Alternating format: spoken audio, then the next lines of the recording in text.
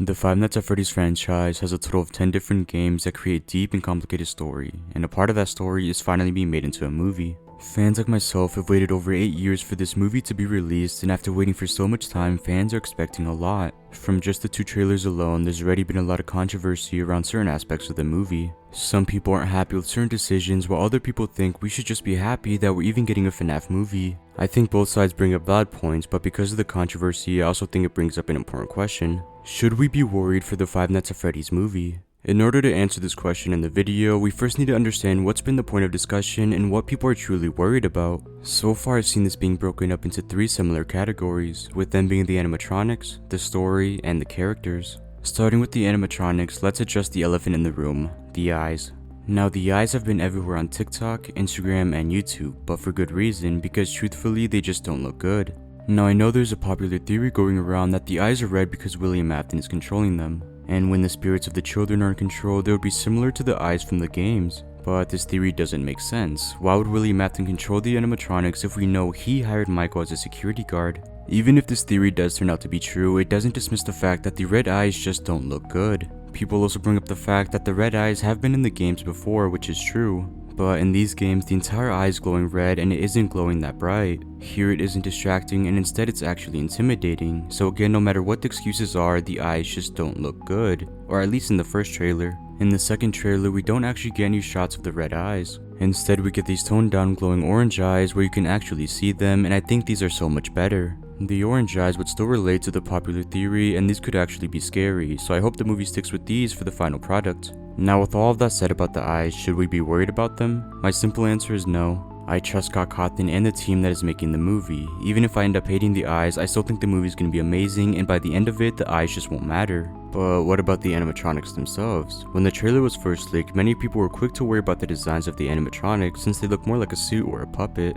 But this never made sense to me since the trailer was in low quality and the animatronics weren't the final product. And now that we do have the official look, they obviously look so much better. Even if they do look a little like a suit, they still look like animatronics and are scary. Especially in these behind the set photos where we see how well designed the animatronics are, and they only make me more excited. So I think we have nothing to worry about since they already look amazing, and I'm sure they'll look even better in the movie. But moving on to the story, here's why some people are worried. It's simply the fact that it looks like the movie will not be following the game's timeline or story. We know this because of the following reasons, starting with the fact that the Afton family doesn't exist. It's clear that Michael doesn't know who William Afton is since he doesn't recognize him over the phone, and he doesn't even know what Freddy Fazbear's Pizza is. His younger sister is also named Abby instead of Elizabeth, so again it's obvious that there isn't an Afton family. The Afton family is a crucial part to the game's timeline, so this alone is very worrying.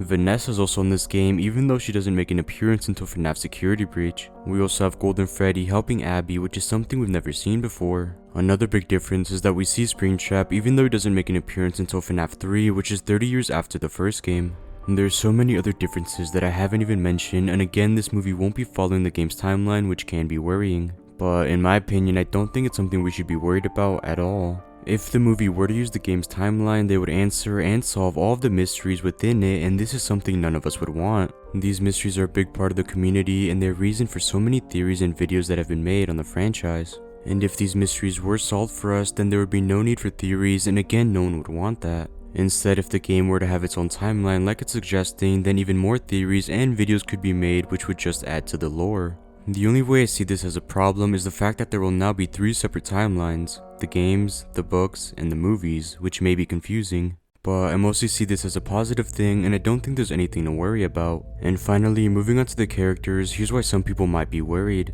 It's the fact that some characters are showing up while others aren't. For example, like I mentioned before, Vanessa makes an appearance, but a character like Henry, who is crucial to the FNAF timeline, doesn't. Although he doesn't have that big of a role in the first couple of games, he definitely is important later in the franchise, and especially in FNAF 6. He's the one who takes down the remaining animatronics and William Afton. He also gives one of the best monologues in a game ever, and I hope we see this in live action one day. Although he is mentioned when William Afton says that the owner isn't ready to let the place go. But fans like myself are looking for a specific name drop or even an appearance, but only time will tell. And we also haven't seen the crying child, although fans have theorized that the boy in the back of the car in this scene is the crying child, but this hasn't been confirmed. But this also wouldn't make sense because the crying child was killed in 1983 by Fredbear. Although there's always a chance that this is just a spirit haunting Michael like the other 5 spirits we see haunting Michael in the forest. But should we be worried about certain characters making an appearance while others don't? My answer is no. Again, it looks like the movie is going to have its own timeline, so it makes sense that some people won't show up.